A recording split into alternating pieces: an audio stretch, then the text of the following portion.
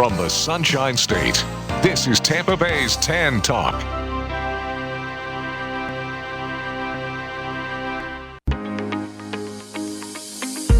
It's time for FLALAW, brought to you by the personal injury attorneys of Perenich, Caulfield, Averill, and Noyes. This hour will be informative, along with taking your questions and comments.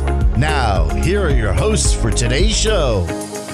Good evening. It is Tuesday at 5 o'clock, and that means you are listening to FLALAW on the radio.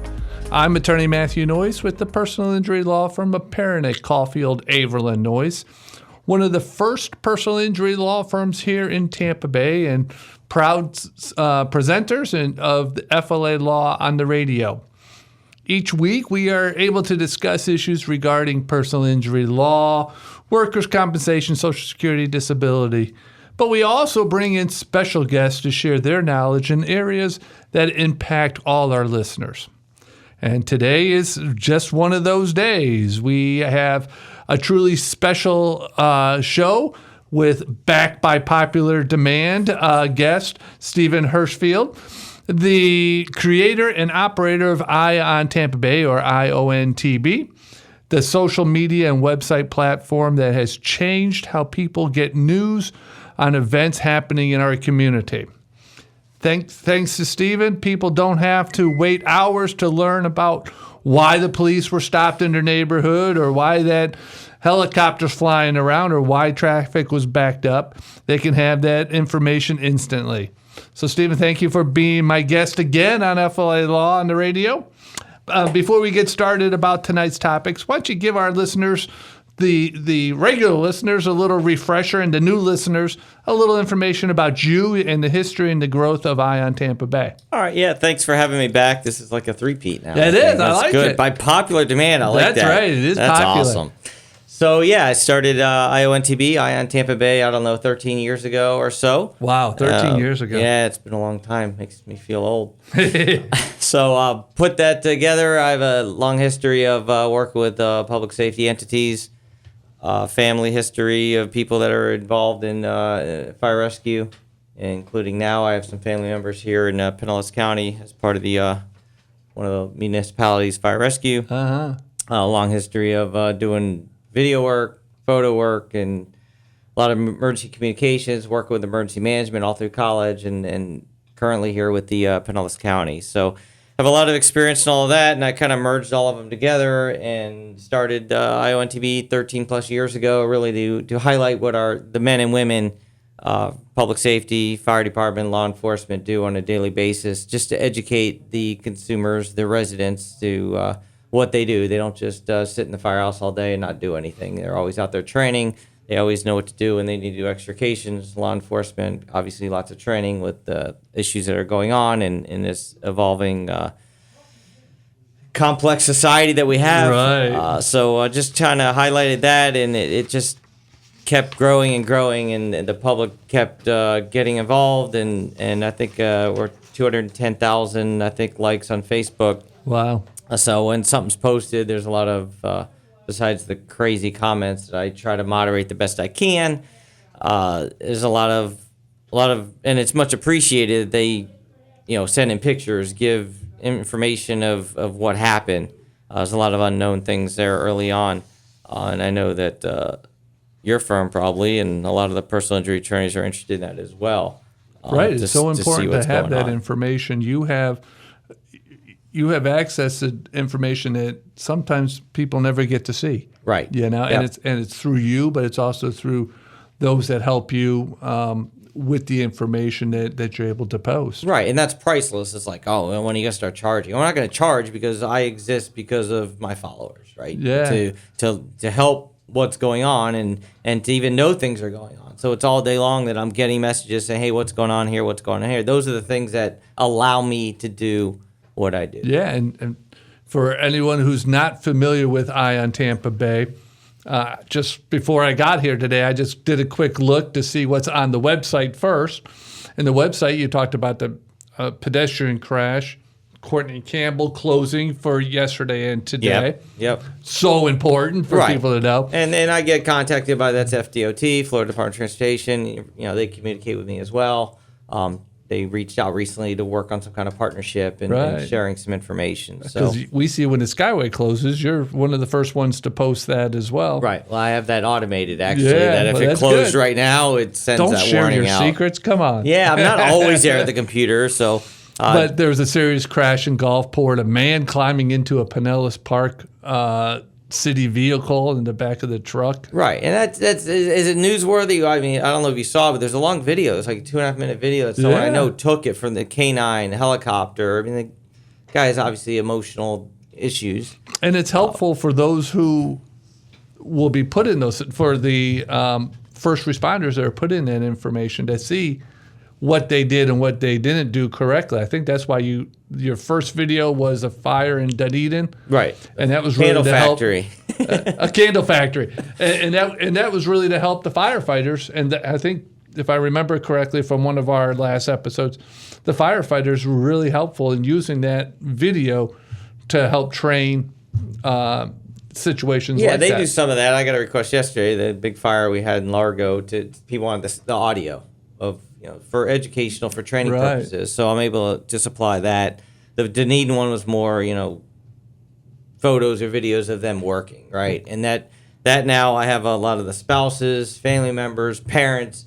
They're following to see what their children or brothers or sisters are doing out there, Right. and so there's a lot of that going on. So I also got to be sensitive to law enforcement's involved in the crash, Sure. right? I don't want to say, hey, Largo PD officer involved in the crash. I mean, I don't want a spouse or a loved one to find out and start panicking. And that's the same with schools. There was a helicopter landing at a school the other day. Had nothing to do with the school. But that's one of the most viral, crazy responses I get. I don't want parents rushing to the school, creating a backup, especially if something's going on, to say, oh my God, is my kid okay? So I would put out there, hey, helicopter's landing here, but it's not related in any way to the school. It's a medical issue away from the school. So those are the kind of important things that we put out there. And you do it responsibly, and that's what I like about ION Tampa Bay, is that you do it responsibly, and you take into consideration those that are involved, and as you just said, those that aren't really involved but think that they may be involved. So I think that's a wonderful thing. I did just touch on what was on the website, but on Facebook, it's current. It seems to be all the time. At least once an hour, something's going up. The last one I saw when I got here was that flights were delayed due to weather at Tampa International. Very helpful to know. I know you typed that in yourself and everything. Close. I had an alert from my computer, and then I manually put it. That's one of the things I'm working on. So constantly working on the site. I am now hard working on a app finally. Oh, okay. Which will be kind of cool. They could have notifications built in, so I'm not depending on Facebook that may show it to you 4 days later. To have notification kind of systems come through. So I'm working on an app. I've developed a 911 dashboard. So 911.iontb.com. Oh, tell me about that. That's I worked breaking on it. news right here. It was like 1 week of work. I just basically made a dashboard built off the county's 911 site. A lot more information, what units are on scene, when they got on scene, times, how many units. So a lot of times people are probably seeing now on my site where I'll just put a image of what the call is, the address, and the units involved. Okay. So I could just generate that right from my site. And so people could actually set up alerts that if there's a structure fire, they get alerted. Is that live now? Yeah. Wow. Okay. Yeah, I have it's to pretty check that incredible. out. So Oh, wow. it's still dependent on, obviously, the county and putting theirs up. So Yeah. as long as they don't have an outage, it's fine. It has a history, too. So you could look and say, hey, on so-and-so a date, can you tell me there's a crash on Omerton Road? How can our listeners get onto that? 911.iontb.com.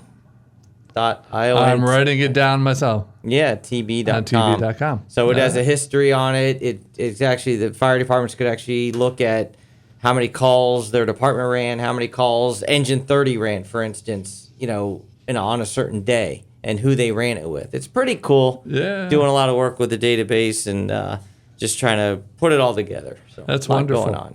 That's wonderful. Well, if you're just tuning in now, you are listening to FLALAW on the radio. My name is Matthew Noyes, one of the partners at the law firm of Perenich, Caulfield, Averill, and Noyes. And my special guest is Stephen Hirschfield, the creator and operator of so many things, including ION Tampa Bay, or IONTB. I always call it ION Tampa Bay, so I have to spell it in my head. And now, as we know, 911.iontampabay.com too. So that's pretty cool. This is a live call-in show. If you do have questions for me or Steven, there's 3 ways to get in touch with us. You can call us at 727-441-3000, or you can jump on the law firm's Facebook page at Perenich, Caulfield, Averill, and Noyes Injury Lawyers. Perenich is spelled P-E-R-E-N-I-C-H. Or you can jump on our YouTube channel as well, and you can see us, and you can type in a comment there, and we'd be happy to address any questions or comments that you have on Facebook or on YouTube. But best way to do it is just give us a call at 727-441-3000. It's hard to believe, Stephen, that in just a few weeks, it's hurricane season. June 1st, baby. June 1st. Right, so I thought it'd be corner. best for us to talk, especially with your emergency management training and volunteerism and work and all that. You put years into that. I thought it'd be great to start with that, the hurricane and severe weather safety that we really need to talk about. Can you tell our listeners a little bit about what you have done in hurricanes past in terms of helping out the government, so to speak, and the entities that try to educate people, and also provide us with some hurricane preparation tips that you think people should know about? Well, the key word's preparation, right? You got to prepare now. You don't prepare when you know it's coming in 24 hours. That's so it's true. all about preparation. And that's why I think it's good to do it in June. I mean, start the hurricane season in June. Yes. Because, knock on wood, we're not going to have any hurricanes in June or July, but we have. But it's a good time to start preparing. Right. The Gulf tends to heat up quite a bit later on in the hurricane season, but anything can happen. Right. I know you're all seeing online the Super El Nino, right? I don't know if you've seen over and over and over again. They're really hyping this 2 to 3 centigrade or 5 degrees elevation in the temperatures there in the Pacific. And they talk about El Nino years and La Nina years, and this is shaping up to be more of a El Nino year. There's no exact usage of a super El Nino by the National Weather Service or the Climate Prediction Center. That's kind of something that people are just creating to post online. But in layman's terms, if it's El Nino, what does that mean to you and me and our listeners? So El Nino is you have the equatorial waters in the Pacific Ocean, and the westerly winds pushing toward Asia, and it causes a moisture, warm air across, for how it impacts us, across Florida. The jet stream carries that across Florida. It also continues out into the Atlantic. Okay. So what that would mean, if it comes up, right now they give predictions. They're actually updating it, I think, on the 14th, how strong they think it's going to be. And they classify it strong, extra strong, or very strong, I think is the terminology. But what that would mean for us is unstable weather, possibly more, severe weather. It also means lots of rain. Okay, we are obviously need it right now. We're obviously in a drought. It seems like we're either flooding or we're in a drought, right? Yeah, sounds like so California. it could bring a lot more rain, and that would be maybe into July, even into through the rest of the year. So it would be a very wet time for us here in Florida. But it also, when it moves out into the Atlantic, it causes a lot of that movement and the shear that would shear the hurricane. So typically during the stronger El Nino seasons, those hurricanes take that easterly, that bend out back into the water. So when you look at those El Nino years, very few in the Gulf. But again, it only takes one, right? So even if the predictor tells you, hey, the prediction's very low, you don't want to be the one major that year. So it doesn't mean you let your guard down. No, you can't. But it is shaping up into hopefully a less amount of hurricanes, less major hurricanes that would impact the U.S. But still a lot of severe weather, though. It could be more severe weather. So what steps should people take now in preparation for that type of weather? Well, I mean, you want to have an emergency kit ready to go, and that would include your documents, right? Your legal documents, your paperwork, your insurance policies. A lot of them are digital now. Right. So, if you leave them in the house, they're going to get wet, destroyed. Know who your insurance carriers are. Make a list. Take pictures on your phone. Store them on the cloud, whether it be Google Drive, iCloud, whatever you got to do. You want to have food and water for not just you, but your pets, right? Think about your pets. Yeah. And that's a big thing. You have people that they didn't make arrangements for their pets, and I'm not leaving my house because I can't leave my dog. I can't leave my cat. And now's the time to start thinking about what you're going to do, where you're going to go, if you have pets, if you have special needs, right? If you're on an oxygen concentrator and you need electricity, you need to register now in a special needs shelter. You need to call the county or your municipality and get you in a database. And that's part of what I do with the city of Seminole is the special needs. So we call these people on a database throughout the year. We keep things up to date. And we call these people a couple days ahead and say, hey, do you need us to pick you up? Do you need us transportation to this special needs shelter? And we have a list of what they need. Is it ambulation? Can they get in a bus? Do they need a wheelchair lift? And we arrange all that either through the PSTA or the school buses that the emergency management here in the county provides. And anybody can get on that list depending on where they live. They can call the county or they can call the city. Right. You call your municipality and then it gets fed into a database for the county. So if you're not sure, just call Pinellas County. Okay. Disaster.pinellas.gov. Disaster.pinellas.gov will give you everything you need that we're talking about that could help you register. They have people that could take care of that. But now's the time to do it. Yes, and it doesn't commit you anything. We call people, say, my daughter's going to pick me up. We're going to his or her house. We talked about food, and you said food and drink for you and your family and your pets. Right. I've often heard a debate about how many days worth of food you really need. The typical is always 72 hours because the government's going to be here within 72 hours to take care of you. Okay. Go for a week, right? Yeah. So 1 gallon per person per day for 7 days is my recommendation. Okay.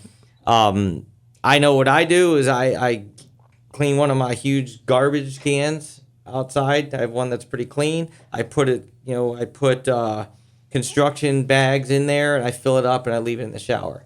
Not necessarily to drink, but to flush your toilet. Okay. Right? Yeah. You've got to have water in that tank to flush your toilet. So as long as there's power to the lift stations, you're going to be able to flush your toilet. Right. So I store a lot of water that way. Worst case scenario, you could add chlorine, bleach. If you have bleach in the house, you could add bleach. There's ways, how many drops or how much per gallon that you can make it a potable water that you could drink. I mean, there's all kinds of things. I could go on for hours. Yeah. Working with this. A good tip I heard about that too was also use your pool water. If you have a pool, you can use your pool water before it gets full of the beach. That's right? true. That's a lot of what happened last time. And, yes. And the big thing is electronic vehicles, right? Vehicle fires. I mean, we have a problem with lithium batteries, and obviously we've had a lot of vehicles and Teslas, and they send a warning out, and I got one. They send that warning out. Oh my God, I said I have a Tesla. Now, you did admit that. I did, because every time I post about a Tesla and a car on fire, I'm a Tesla hater. Well, no, I posted because the fires might be burning for an hour versus 10 minutes, and it's on the interstate. I don't respond and say, yeah, I got one. Yeah. But anyways. It's important to know, too, for other Tesla owners. Yeah. So. Well, they text out. So I said they text out in their app days before. You should move your vehicle to a higher spot. So people say, I didn't know. Dude, you got the notification. I get them. If you obviously have it, you're online, you have a Tesla. And I don't know how many people I know that they just left their cars in the garage. They live in Treasure Island. Both their cars. At least move one of them. Yeah. It's like, wow. Yeah. But, obviously you want to get gasoline, right? Fill your cars up, as expensive as it is right now. Yeah. I mean, you don't want to be looking for a gas station. Obviously, if you have generators and stuff like that, if you do store gas, you want to store it in a safe location. How long can you store that gas? Not great. It's not great. So since they moved to the ethanol fuels. Right. You could store a lot longer with the non-ethanols. But the ethanol, the ones that have ethanol in it, which is your typical one that you use when you fill up, unleaded fuel, 4, 5, 6, 7 months, depending on what you're using it in. Right. So there are fuel stabilizers you could put in there that would help. And any owners of any boats know if you don't use your boat very often, That's a right. lot of them do the ethanol free, or it just gives you a reason to burn some fuel. Yeah. But Wawa's has the ethanol free. Who's that? Wawa's. They do. Yes, and I only know that because that's what I have to do for my generator. There you go. For the generator, I switched over to propane. I'm done with gasoline. I'm you're done smart with man. carburetors. I got big old propane tanks, and I got a new generator. You're a smart and man. It's good to go. I'll get there one day. Yeah. Well, it's one of the portable ones still, but it runs off propane. I bought 3 tanks. But of note, if you want more information on hurricanes, there are 2 expos coming up. There's probably a lot coming up, but the one that's coming up next, kind of special to me, is I'll be there. Okay. Along with Brian McClure from Bay News 9, and he has been pretty much spot on. He'll be speaking at 6 o'clock on May 20th at Seminole City Park. Now, Seminole City Park is at 64 Ridge Road. The event will be from 5 to 7 p.m. Free hot dog and popcorn also. Hey, look at that. So, the sheriff's office will be there, Pinellas County will be there, and obviously it's hosted there by the city of Seminole. And I think it's so important to go to those expos now, before stress comes and you see a storm coming on, even if it's a week away. Right. Do it now. While you can do the And planning. Brian, he's pretty spot on. He has a way of communicating very well in a way that people understand, not a complicated way. And the reviews have been great with Brian at that expo. So again, May 20th. There is one on May 30th that's put on by it's in the city of Clearwater. It's going to be part of Pinellas County Emergency Management and the city of Clearwater. That's going to be May 30th, and that's from 10 a.m. to 1 p.m. Okay. And that'll be at the North Greenwood Recreation Center at 9000 North Martin Luther King Jr. Avenue. That's not too far from our studios right now. It's right up the road. That's so right. I'm sure there's others. Those are the 2 that I'm familiar with. Are you going to be at the Clearwater one too? No. Oh, come on. I think we can make a few phone calls, get you there. I'm sure you could. But no, I'll be at the Seminole Hurricane Expo. And we usually have a pretty good turnout. We used to have a Hurricane Expo, and then it kind of tapered off. We had the problem where we didn't have storms for a long time, and we had complacency. Exactly. Right? It's been 6 years since we got hit. Well, now we know what it's like to get hit. Yes. Right? And the big thing with hurricanes is, remember, it's not the wind that kills people. It's the storm surge. So make sure you know your zone.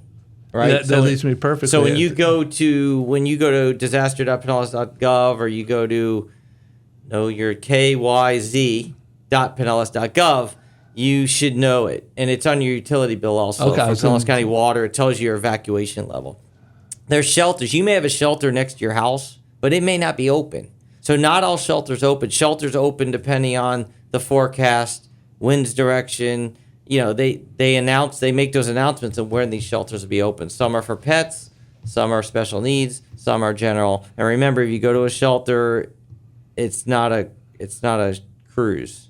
Yeah. It's a lifeboat, right? You don't have a lot of room. It ain't great. Your best bet is they used to push evacuate, right? Evacuate. And the worst thing, I told people, the worst thing you do is follow those blue signs as an evacuation area, locate. Because that's backed up, right? My parents made the mistake. They didn't listen. I went down to my family in South Florida. They went up to Atlanta. It was like 14 hours. They were stuck.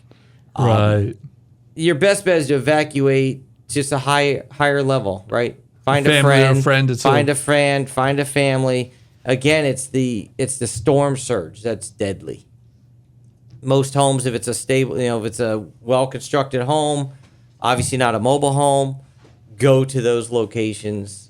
Find a friend, make a friend, and stay in those locations. If you go there, bring your kit with you, right? Don't drink their water. I was going to say, bring your gallon a day. So there was finally a movement years ago to say, evacuate miles, not hundreds of miles. Okay. That makes sense, actually, because then you can also not have to, you see all the the news reports of all that traffic trying to come back into Pinellas and County. sometimes there's roadblocks that Right. say, hey, we're not ready to do that, and things Right. get hot and heated. And I think last year or 2 years ago, the governor said, hey, if somebody's wants to go back to their home, let them go back to their home. So Yeah. you don't have to deal with those issues. And we have two. I mean, if we had a really, really severe storm with huge storm surge, we'll have an island. Seminole basically is one, and then up in the Palm Harbor area, those are like the two high zones. Yeah. God Well, forbid we ever have that issue. I have a friend that I've never really appreciated this until he told me. He lives off of Highland Avenue in Clearwater. Mm-hmm. And he's like, we were talking about hurricane preparation. He goes, well, I live off of Highland. I said, so? He says, High land. It's high land. And we are one of the highest areas in Clearwater. There you and go. We looked, and I made him prove it to me. And he did. He showed it to me, and he sure He's enough. a non-evacuation Yeah, zone. it's All like- right, give out his address. We're all going to go to his house. That's what I said. I said, well, that's pretty cool. And then, like you were saying, just a little down the road, it's not. I mean, it's an evacuation area. So, I mean, it could be, your street could be at a 5 and the other, and 2 streets down can be a 1. I was my backyard's an A, or like right on the other side of my fence. I'm Yeah. a B, and then one street up's a D oh, my goodness. Yeah. on the Lake Seminole outflow canal. Yeah. So, it's that little difference. So it's so important. How do they? I know they can look under utility bill, but how else can they get on? How can You can just search Pinellas County, know your zone.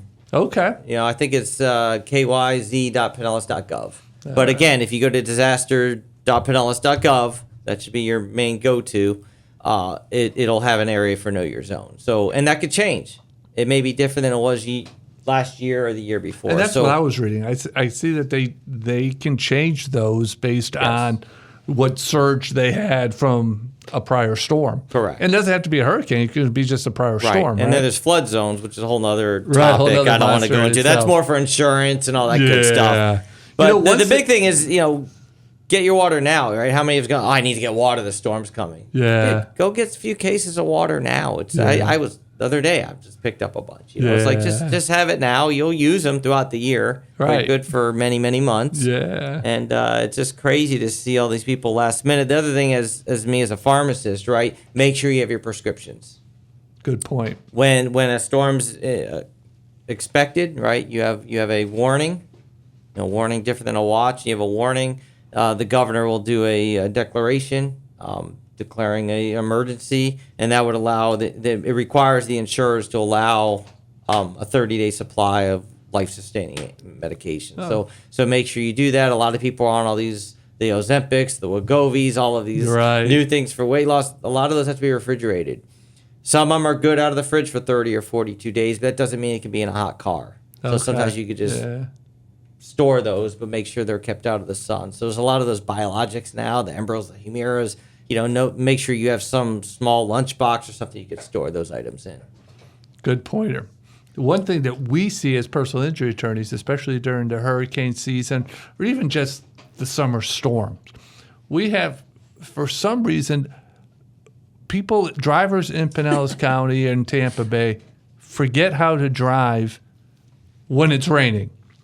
They have a tendency to speed. They have a tendency to switch lanes, without any notice whatsoever. And one thing that drives me really crazy is that they forget what the law says when the traffic light is out because it's either malfunctioned or the power is out. The law says you must treat that as a 4-way stop. And if you don't, and you cause a crash, you're negligent. And during the storm 2 years ago, I had 2 cases that was the case. They did not stop for an inoperable light. They said, well, my light was flashing yellow. That doesn't matter. It was an inoperable. Right. And they caused a pretty bad crash only because they failed to follow the law. Right. So we know the law is right. Treat is a 4-way stop. But I laugh every time I hear that. I mean, there's no other better way to do it, right? I know that the county has invested a lot of money to buy inverters. You used to see, the police vehicles there, Right. with their hoods open, and powering. And so they bought a lot of generators and stuff at the major intersections to try to prevent that, obviously, the Right. problem. But if you're on a major road and you got 3 lanes north and south and 3 lanes east and west, well, who stopped first, right? Right. So it gets, I get it. But it there's- does get confusing. But bad weather doesn't remove responsibility from drivers. It kind of increases it, right? Because if you're driving, you have to drive safe for the weather and for the environment. Sure. For what you're in.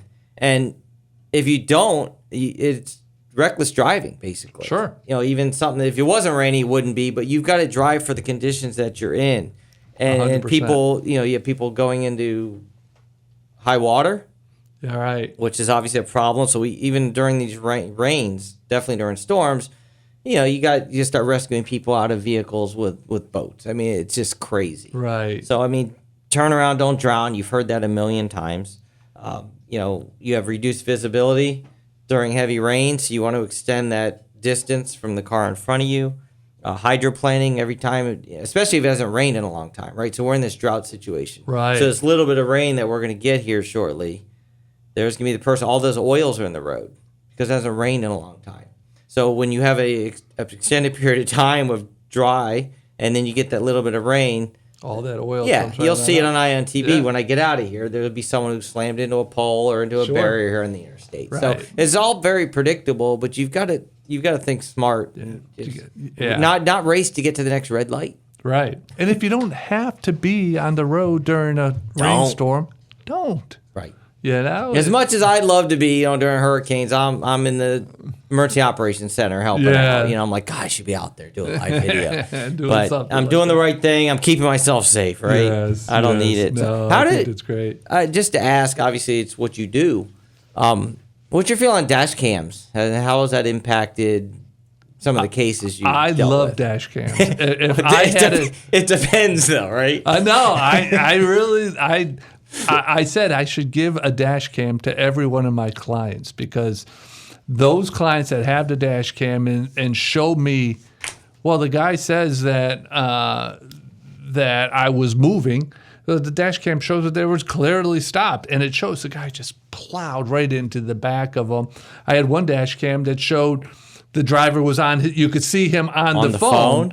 Right before he, it was a moving truck, slammed into our client. Actually, it slammed into the car behind our client, and with such force that it really smashed into our client. So, the white of the Oreo cookie is what I call it. The middle vehicle really got smashed front and back. But you could see from that dash cam. So I think it should be a required apparatus in every vehicle. Isn't it amazing the new cars, and even some of the older cars today, have cameras on the sides, in the back, and everywhere around the vehicle except for in the front when you're driving. I know. I don't get it. That's what it's like, how can I get it? Now, I don't have a dash cam in mine, only because I don't like the wire sticking out. I'm kind of anal like that. Oh, we could fix that. The side ones are while you drive because it alerts you if somebody's next to you. Exactly. Yeah. So, but they won't put one in the front.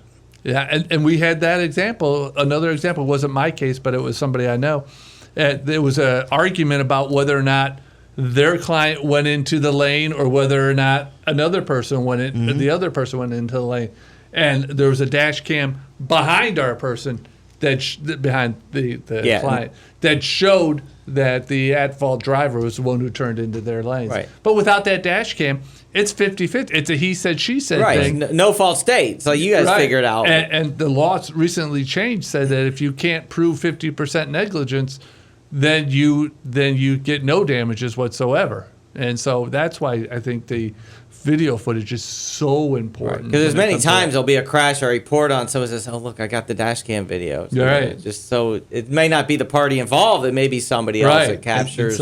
I actually helped out the police department. I was coming up on a crash scene that I was probably a block before it happened. It was on my dash cam. Yep. Yeah. And when I waited there for the police officer to come over to me, and she says, "What did you see? Because they're saying this happened, this happened." I'm like, Look at my dash cam. It did not happen like that. Yeah. The light was red, and he went through it and smashed into the other guy. So I get a lot of those, and I'll be like, I could look to see what agency worked up. Hey, call FHP at this number, call Clearwater PD at this sheriff's office. So I do get a lot of those as well. Yeah. And, the dash cams are so helpful. Exactly what you said. Who had the red light? Who had the green light? Yep. And dash cam shows it all the time. My dash cam was, I think, under $100, and it looks just like a rearview mirror.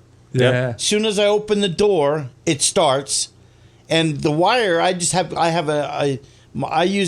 USB, so it's USB powered. So mine's right there, so it plugs right in. Oh. You don't see any wires hanging down. Okay. As soon as when it's parked, if somebody walks in front, it activates it.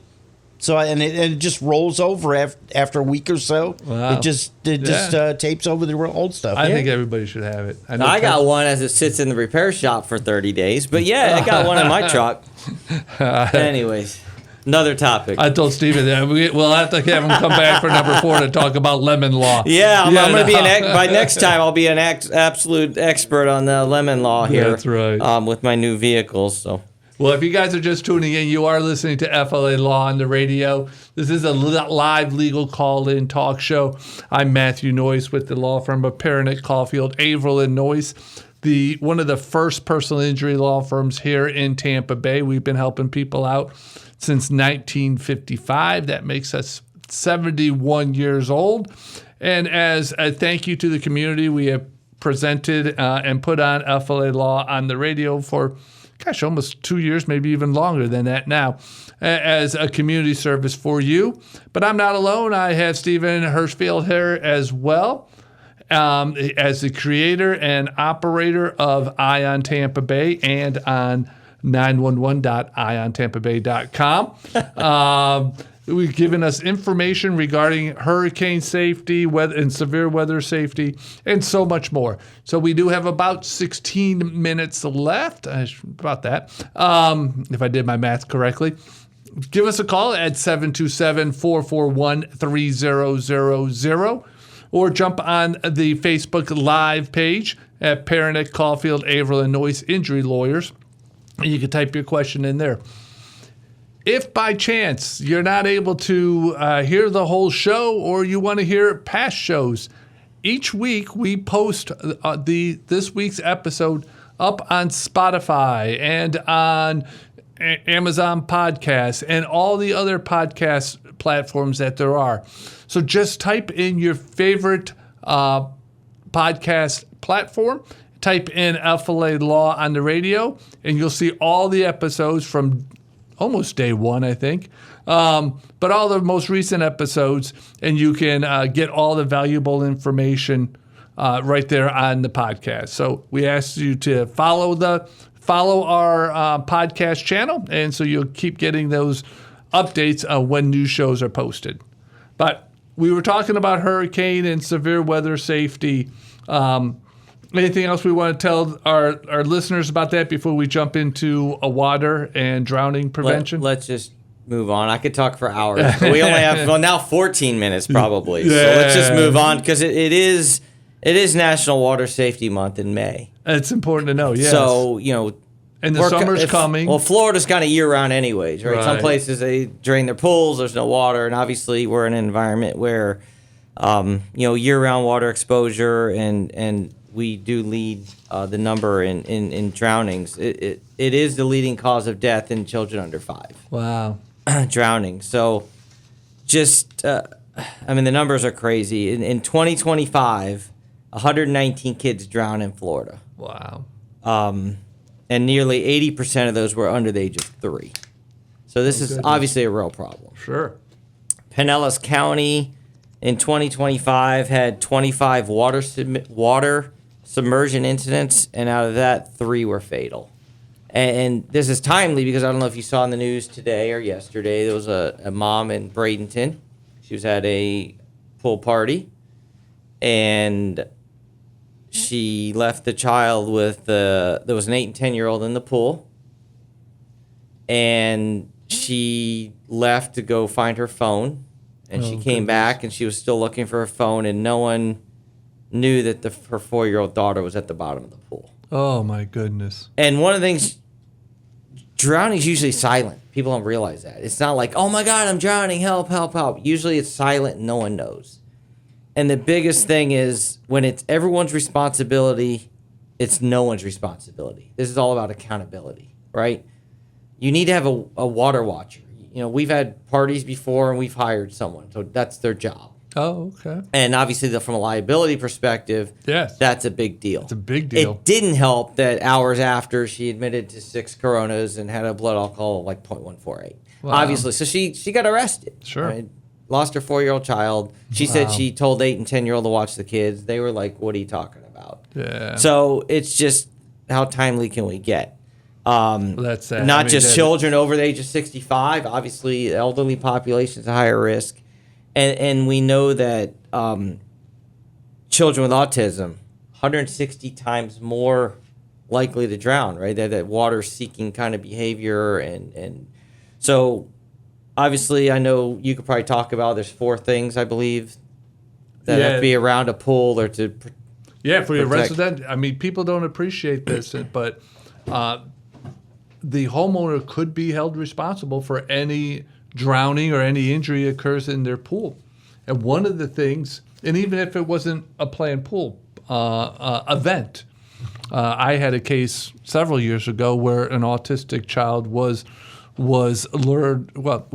walking in the neighborhood. The neighbor's pool was open. Yep. And sadly, I think he was 10 years old, went into the pool and the homeowner wasn't home, and the 10-year-old drowned. And it's a very sad story, but it was preventable too. And in fact, the law says that the residential swimming pools must have 4 things. One of 4. It must have all of the following characteristics. Oh, okay. It must have a barrier that's at least 4 feet high on the outside. Yep. It must have the barrier may not have any gaps, openings, protrusions that could allow a young child to crawl under, squeeze through, climb over the barrier. A gate that's not locked would not satisfy that requirement. The barrier must be placed around the perimeter of the pool. It must be separate from any fence, wall, or other enclosure surrounding the yard, unless the fence, wall, or other enclosure is situated on the perimeter of the pool as being part of the barrier that meets the barrier requirements in number Right. 2.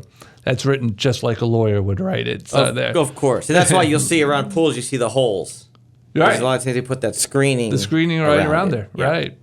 And people put in their garage and never go back up once That's it passes exactly the code. Yeah, Right. and which is perfect because that fence, the 4th one is that if they do put the fence, it has to be far enough away from the water's edge to prevent a young child or medically frail elderly person, is what the statute says, who may be managed to go through that barrier and prevents them from falling into the water.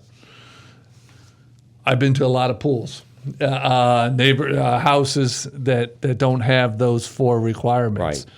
Right. So I thought there was I know, like, when my dad built houses, and one of the houses across the street had a door alarm.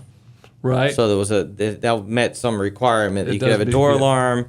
There's the safety covers that could be over the pool. True. But anyone's building now, to get the okay from the county, is going to have to meet those requirements. Right. The question is, what about the ones that built 20 years ago That's the problem. that don't have any of that? Right. So obviously from a and that's why those liability problem. those door alarms are so important to have. Right. Yes, it's annoying because you hear that sliding glass door open all the time.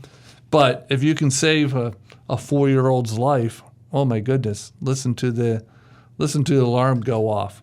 Yep. And that's just totally outside of the legal liability aspect of the claim. You know, it's just saving lives and preventing injuries, and that's far more important than being able to bring a claim against anybody. Yeah. So yeah, you want to have those barriers, obviously, and you don't want to leave toys in the pool either, because the kids are gonna, oh look, there's a ball in the pool, I can reach it, splash into the pool. Right.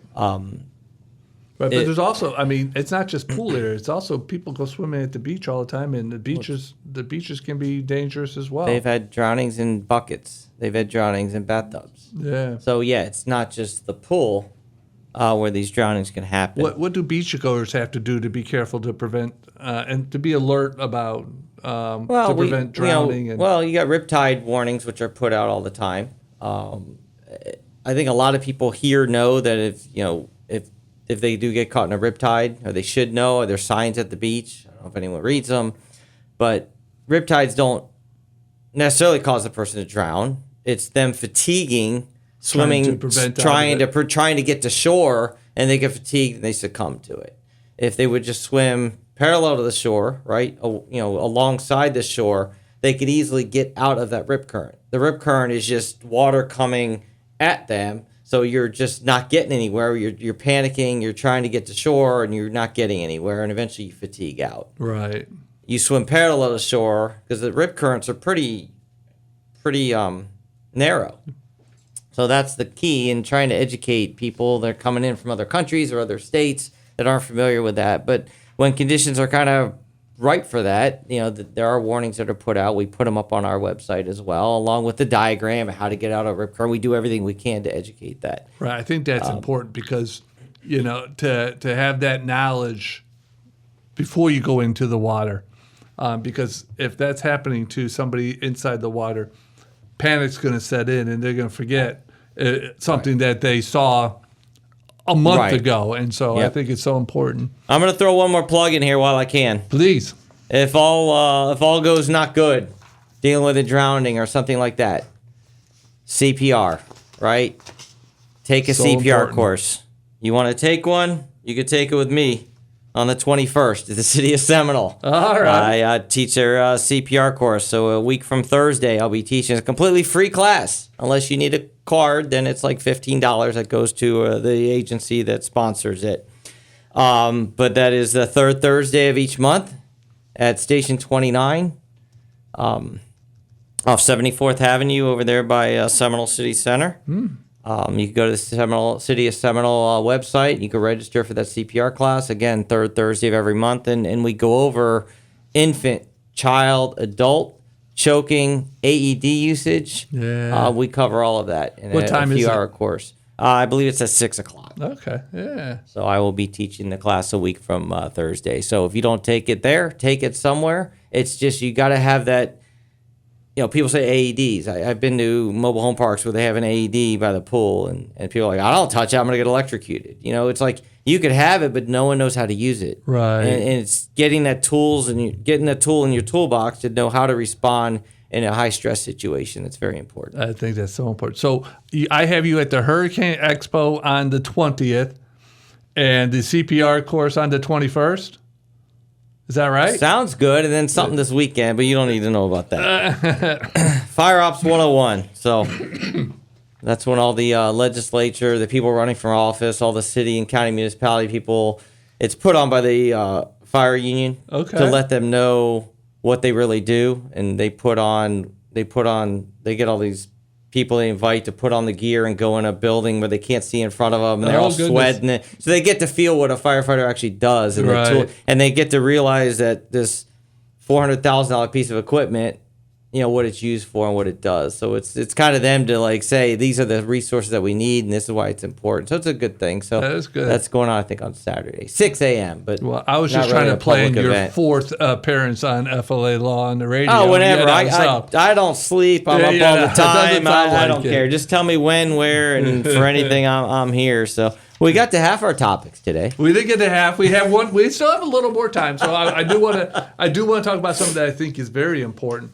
and that is we're coming into summer. So we talked about swimming and the beach and stuff, but barbecue and cooking also. Oh my! Every summer you probably read it more than I do, but every summer you read about some barbecue catastrophe, some accident where there was an explosion or just burning because of carelessness or uninformed barbecuers.